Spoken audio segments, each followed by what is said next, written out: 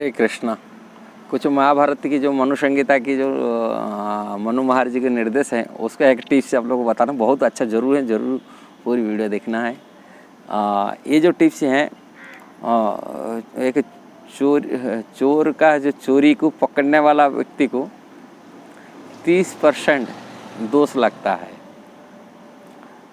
चोर जो चोरी करता तो 100%, किंतु उसको चोरी की पकड़ने वाला व्यक्ति यदि चोर बताते ये चोर है, कहता है ये चोर वाली चोरी किया है, उसको बोलने वाला व्यक्ति को मध्य 30% दोष लग जाता है।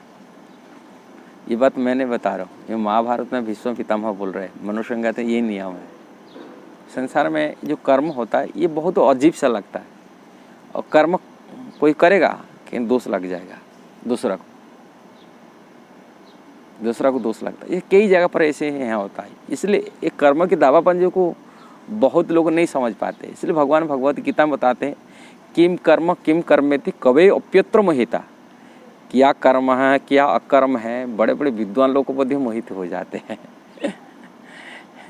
छोटे छोटे लोग क्या जानते हैं, बड़े बड़े विद्वान लोग मध्य मोहित हो जाता है।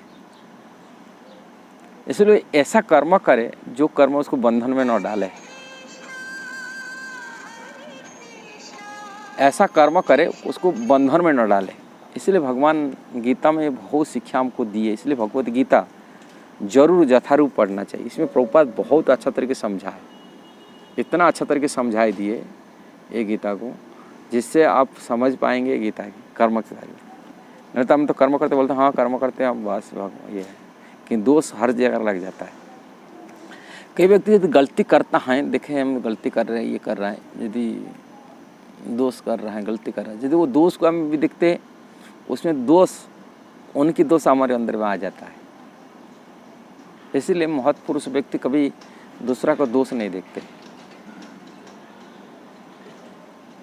दोष कब देखा जाएगा, कोई वैष्णव की द्वेष कर रहा है, भगवान की द्वेष कर रहा है, वहाँ देखा जाता है। किंतु ऐसा ही संसार में कोई कर्म करता है। इसलिए मनु महाराज भी एक श्लोक को बताए, बोलते इस संसार में लोग गलती कर लेते हैं, मांसाहार करते हैं, अवैध संबंध बना देते हैं, कि जुआ सट्टा खेल देते हैं। इसी जगह आप नहीं देखना चाहिए क्यों कर रहे हैं व्यक्ति, कहीं ये प्रकृति की जो गुण के प्रभाव से लोग करते हैं। इसलिए दोष दृष्टि नहीं लेना चाहिए समाज में, कारण ऐसा दोष दृष्टि लेने से वो दोष अपने अंदर में आता है। इसलिए बुद्धिमान व्यक्ति कभी दूसरा का दोष नहीं देखते। जो दूसरा का दोष देखेंगे वो आ जाएगा, अंदर में आ जाएंगे। हम सामर्थ्य नहीं है उसका दोष देखने की, और दोष देखेंगे तो पुण्य अपने अंदर में आएंगे। और हम यदि दूसरा को दोष देखें, वो उनका तो दोष हम देखने से उनका दोष अपने अंदर आता है और अपने अच्छे गुण चला जाता है उनके पास, ये है। और जो दोष कोई बोलते हैं अरे भाई मेरा के लिए ऐसा परेशानी कर रहा है, वो परेशानी कर कष्ट कर रहा है, वो परेशानी जो नहीं दे रहा है वास्तविक अपने भलाई कर रहा है।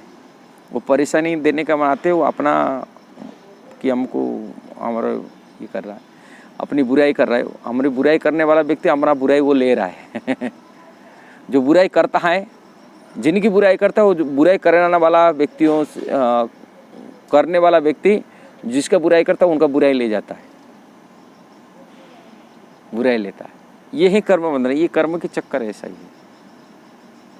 इसलिए कई जगह कहा जाता है हम यदि गुरु बनते हैं भी ये संसार में, यदि गुरु भी बनता है कि शिष्य ग्रहण करता है, शिष्य यदि पाप करेगा उसका 6% दोष गुरु को लगता है।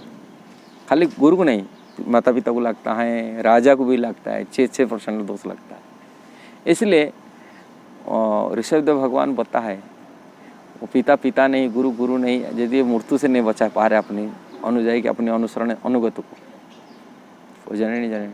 इसलिए सावधान रहे। जो अधिकारी बनता है, किसी की पदवी रहता है, वो उसी अनुगत की संसारिक बंधन से मुक्ति करने का पात्रता योग्यता होना चाहिए। मुक्ति तभी तो भगवान भजन यदि लगाए दिया, प्रेरणा दिया, वो 6% उनको मिलता है। यदि भक्ति हमें लगाते किसी की, जैसे गुरु यदि शिष्यों को भक्ति सिखाता, भक्ति कराता, वो शिष्य भक्ति करता ठीक से, और उसके भक्ति का प्रभाव 6% गुरु को लगता है। और राजा भी कराते, राजा को भी मिलता है। माता पिता करा, माता पिता को, किंतु शिष्य की, पुत्र की, अपनी प्रजा भी यदि गलती करता है उसे 6% दोष भी लगता है इस जगह पर। ये संसार में एक ये है, कर्म की चक्कर है। इसलिए कर्म की दावापंजियों को बड़े बड़े विद्वान लोगों के मध्य ये हो गए। इसलिए भगवान बताते यदि कर्म करना है ऐसा कर्म करे जिसमें बंधन न लग जाए। यज्ञार्थ कर्मण अन्यत्र लोक एवं कर्म बंधन तदर्थ कर्म कुंते मुक्त संग समाचार। इसलिए भगवान के विष्णु की कृष्ण के प्रीत्यार्थ ही कर्म करना चाहिए। अन्यत्र कोई भी कर्म करे वो भी बंधन लग जाता है। देखिए चोरी करने वाला व्यक्ति चोरी करता है किंतु उसको दोष लग जाता है। यदि आप बता देते ये चोरी किया बोली, ये चोरी किया बोली बता दिया, उसको दोष लग जाता है। इसलिए कर्म के दावापंजों को समझना बहुत कठिन होता सभी के पास में।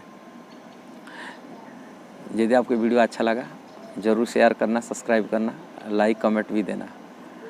ठीक है, हरे कृष्ण, जय श्री प्रभुपाद।